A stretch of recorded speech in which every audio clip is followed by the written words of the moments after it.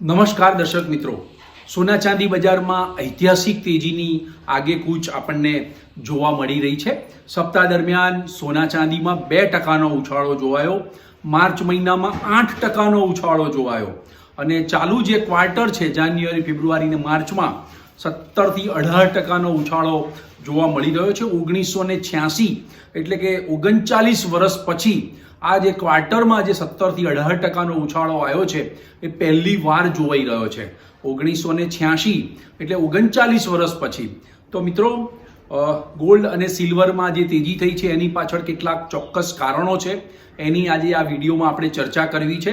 અને આ ગોલ્ડ અને સિલ્વરની જે તેજી, આટલી બધી ઐતિહાસિક રેકોર્ડ બ્રેક, નવા ને નવા ઊંચા ભાવ જોવા મળી રહ્યા છે, તો એ તેજી કેટલી જોખમી છે એની પણ આજે આપણે વાત કરવી છે. અને હવે પછીના આગામી સપ્તાહમાં સોના ચાંદી બજારમાં એની ચાલ કેવી રહેવાની છે એની પણ આપણે આ વિડીયોમાં વાત કરીશું. તો મિત્રો, આ વિડીયોને આપ અંત સુધી નિહાળજો. મિત્રો, ઇન્વેસ્ટિંગ A to Z માં આપનું સ્વાગત છે. હું ભરત પંચાલ. સૌપ્રથમ જોઈએ સપ્તાહ દરમિયાન સોના ચાંદીના ભાવ કેવા રહ્યા.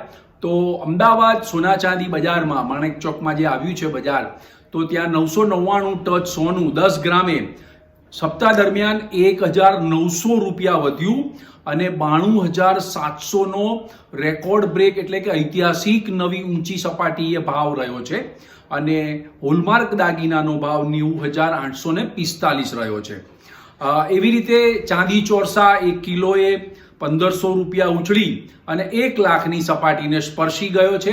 આ ત્રીજી વખત ચાંદી ચોરસાના ભાવે 1 લાખની સપાટીને સ્પર્શી ગયો છે. આંતરરાષ્ટ્રીય બજારની વાત કરીએ તો આંતરરાષ્ટ્રીય બજારમાં ગોલ્ડ જૂન ફ્યુચર ગત સપ્તાહે $3048 હતું, ત્યાંથી એ શરૂ થયું અને $3036 થઈ. $3036 થઈ અને ઝડપથી ઉછળી $3131ની ઓલ ટાઈમ હાઈની નવી સપાટી બનાવી અને સપ્તાહને અંતે $3126.80 બંધ રહ્યો છે. એટલે શુક્રવારે જ $35નો આપણને એમાં ઉછાળો જોવા મળ્યો છે.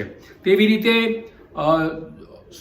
સિલ્વર મે ફ્યુચર 34.98 ઉપર બંધ રહી છે, જે વધીને $35.64 થઈ ગઈ હતી.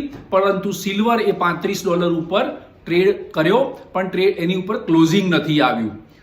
સ્પોટ ગોલ્ડની વાત કરીએ તો $3023 થી શરૂમાં એ ઘટી $3002 થયો સપ્તાહ દરમિયાન અને ઝડપથી ઉછળી $3086 થઈ અને 3084 ઉપર એ બંધ રહ્યો છે. એવી રીતે સ્પોટ સિલ્વર $33.03 થી શરૂ થઈ, શરૂમાં ઘટી $32.87 થઈ અને ઝડપથી ઉછળી સ્પોટ સિલ્વર $34.59 થઈ અને સપ્તાહને અંતે $34.11 ઉપર એ બંધ રહ્યો છે. મેં અગાઉ જણાવ્યું એમ વીકલી, સપ્તાહ ટુ સપ્તાહ, વીક ટુ વીક જોઈએ તો સોનામાં 2%નો ઉછાળો આવ્યો છે. માર્ચ મહિનામાં 8%નો ઉછાળો આવ્યો છે અને માર્ચ એન્ડિંગ જ્યારે પૂરું થયું ત્યારે ક્વાર્ટરમાં લગભગ 17 થી 18%નો ઉછાળો જોવા મળ્યો છે. અને 39 વર્ષ પછી પહેલી વાર આ ક્વાર્ટરમાં આટલો મોટો જંગી ઉછાળો જોવા મળ્યો છે. એની પાછળના કેટલાક કારણો છે, એની પણ આપણે ચર્ચા કરીશું. તો મિત્રો, સ્પોટ ગોલ્ડ જે છે એ લગભગ $3084-85ની આજુબાજુ રહ્યું છે. એટલે $13-14 છેટું છે $3100ને સ્પર્શવામાં, પણ જૂન ફ્યુચર છે એ $3100ને ક્રોસ કરી ગયું છે.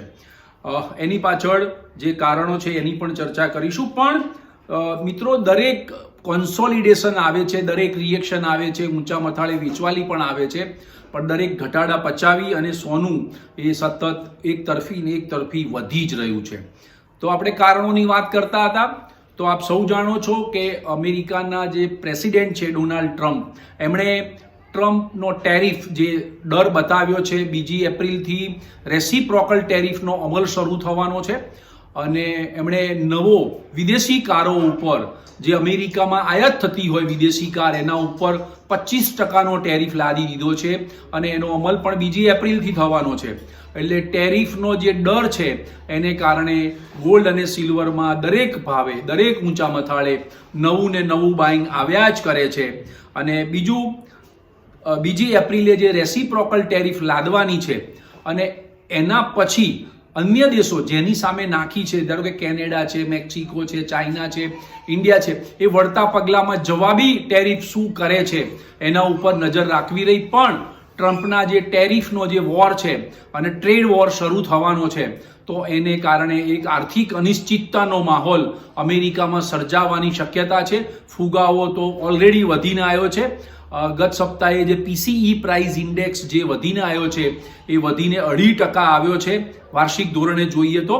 એટલે ફુગાવો વધીને આવ્યો છે અને તેની સામે કન્ઝ્યુમર સેન્ટિમેન્ટ જે ડેટા આવ્યો છે એ નબળો આવ્યો છે. એટલે લોકોએ ખર્ચ ઓછું કર્યું છે, એનો અર્થ એવો થાય. એટલે આ બે જે ફેક્ટર્સ આવ્યા એને કારણે ગોલ્ડ સિલ્વરમાં દરેક ભાવે આપણને નવું બાઇંગ જોવા મળ્યું છે. એટલે ટ્રમ્પના ટેરિફ વોર અને ટ્રેડ વોર જે થવાનો છે એને કારણે ગત શુક્રવારે ડાઉ જોન્સ ઇન્ડેક્સ જે છે અમેરિકન સ્ટોક માર્કેટનો એમાં 715 પોઈન્ટનો કડાકો બોલી ગયો છે. નેસ્ડેકમાં પણ 481 પોઈન્ટનો કડાકો બોલી ગયો છે. બિટકોઇન જે છે એ $960 તૂટી અને 83,825 પર ક્લોઝિંગ આવ્યું છે. ડોલર ઇન્ડેક્સ પણ સતત ઘટીને $104 નીચે બંધ આવ્યું છે. એટલે આ બધા જે ઇકોનોમિક પેરામીટર્સ છે એ બધા નબળા થઈ રહ્યા છે અને અન્ય દેશોની જે કરન્સી છે એની સામે ડોલર પણ તૂટ્યો છે. એટલે આ બધા જે ફેક્ટર્સ આવ્યા એને કારણે સોના ચાંદીમાં સતત નવું ને નવું બાઇંગ આપણને જોવા મળ્યું છે. તો ખાસ કરીને સેન્ટ્રલ બેન્કોની ખરીદી ચાલુ રહી છે દરેક ભાવે. ચીન અને ઉત્તર અમેરિકન ઇન્વેસ્ટરોની પણ બાઇંગ ચાલુ રહ્યું છે. એને કારણે બજાર ઉપર આપણને નવા ભાવ જોવા મળી રહ્યા છે. મિત્રો, બુલ ઓપરેટરોની પણ પકડ મજબૂત છે બજાર ઉપર. એટલે સતત સ્ટોક માર્કેટનું જે નાણું આવ્યું પાછું, વિદેશી ફંડોએ ચાઇના અને ઇન્ડિયન સ્ટોક માર્કેટ અને એશિયન સ્ટોક માર્કેટમાં જે સેલિંગ કર્યું છે છેલ્લા ઓક્ટોબર મહિનાથી, તો એ બધા નાણાંનો પ્રવાહ છે જે એ ગોલ્ડ અને સિલ્વરમાં ઇન્વેસ્ટમેન્ટ માટે આવ્યો છે. એટલે આ જે આર્થિક અનિશ્ચિતતા સર્જાઈ છે એને કારણે વિદેશી રોકાણકારોનો રોકાણનો જે પ્રવાહ છે એ ગોલ્ડ અને સિલ્વર તરફ સતત વહી રહ્યો છે. એને કારણે જ આપણને ગોલ્ડ અને સિલ્વરમાં સતત તેજી જોવા મળી છે. હવે મિત્રો, આગામી સપ્તાહે શું થશે એના ઉપર એક થોડીક વાત કરી લઈએ. તો મિત્રો, 2 એપ્રિલ ટ્રમ્પ રેસિપ્રોકલ ટેરિફ લાદવાના છે અને એનો અમલ પણ શરૂ કરી દેવાના છે. તો એ જે જાહેરાત કરશે એના ઉપર નજર મંડાયેલી છે બધાની. અને આર્થિક અનિશ્ચિતતાનો માહોલ તો અમેરિકામાં સર્જાયો છે. જેરોમ પોવેલે ભલે ફેડ રેટમાં ઘટાડો ન કર્યો હોય પણ હવે પછી જોવું રહેશે કે ઇકોનોમિક પેરામીટર્સ જે છે આગામી સપ્તાહે જે ઇકોનોમીના ડેટા આવવાના છે અમેરિકાના, એની ગોલ્ડ સિલ્વર માર્કેટ ઉપર શું અસર પડે છે. પણ મિત્રો, મારે તમને એ કહેવું છે કે ગોલ્ડ અને સિલ્વરની જે તેજી શરૂ થઈ છે ફેબ્રુઆરીમાં $2800 હતું, પછી 2900, પછી 3000 અને હવે 3100. એટલે $400 ફેબ્રુઆરીના અંતથી જ વધી ગયું છે. એટલે આ સોના ચાંદી બજારની જે તેજી છે એ ખૂબ જોખમી તબક્કામાં પ્રવેશી ગઈ છે. એટલે એક મોટો સેટબેક આવે તેવી પણ શક્યતા છે. પણ એ ક્યારે આવશે એ આપણે જાણતા નથી. પણ જોખમી તબક્કામાં આક્રમક તેજી પ્રવેશી ગઈ છે એટલી મને ખબર પડે છે, એ હું તમને જણાવી રહ્યો છું. તો મિત્રો, નીચામાં જ્યારે જોઈએ ત્યારે $3000 ઇન્ટરનેશનલ માર્કેટમાં ગોલ્ડમાં $3000 વેરી મોસ્ટ ઇમ્પોર્ટન્ટ લેવલ બન્યું હતું. પણ હવે એ 3060નો એક સપોર્ટ લેવલ બને છે અને ત્યાંથી જો ઘટે તો 3050 સુધી એ ગોલ્ડ જઈ શકે છે રિએક્શનના સંદર્ભમાં. હવે નજર કરીએ કે આગામી સપ્તાહે કઈ ઇવેન્ટ્સ છે. તો મંગળવારે અમેરિકાના ISM મેન્યુફેક્ચરિંગ PMI આવવાના છે. જોર્ટ્સનો જોબ્સ ઓપનિંગ ડેટા જાહેર થવાનો છે. બુધવારે અમેરિકા યુએસનો ઇમ્પોઝ ગ્લોબલ ટેરિફ આવવાનો છે. જેમ હમણાં ટ્રમ્પ ટેરિફ નાખવાના છે રેસિપ્રોકલ, એ આવશે. અને ADP non farm payroll data પણ જાહેર થવાનો છે. ગુરુવારે અમેરિકાનો વીકલી જોબલેસ ક્લેમ ડેટા જાહેર થશે. શુક્રવારે US નોન ફાર્મ પેરોલ જાહેર થવાનો છે. એટલે આ બધા data it's very most important રહેશે. પણ મહત્વની વાત છે કે ટ્રમ્પનો ટેરિફનો જે રેસિપ્રોકલ ટેરિફ જાહેર થવાની છે એના ઉપર ગોલ્ડ સિલ્વર બજારની એકદમ બારીક નજર રહેવાની છે અને એના ઉપર જ બજારની નજર રહેશે અને એના ઉપર બજારની વધઘટનો આધાર રહેવાનો છે. પણ મિત્રો, સોના ચાંદીના ભાવ જે રીતે વધ્યા છે એ રીતે ઓવરબોટ સિચ્યુએશનમાં માર્કેટ આવી ગયું છે, એટલે થોડુંક સાવચેતી રાખવી જોઈએ, ઊંચા મથાળે પ્રોફિટ બુકિંગ કરવું જોઈએ.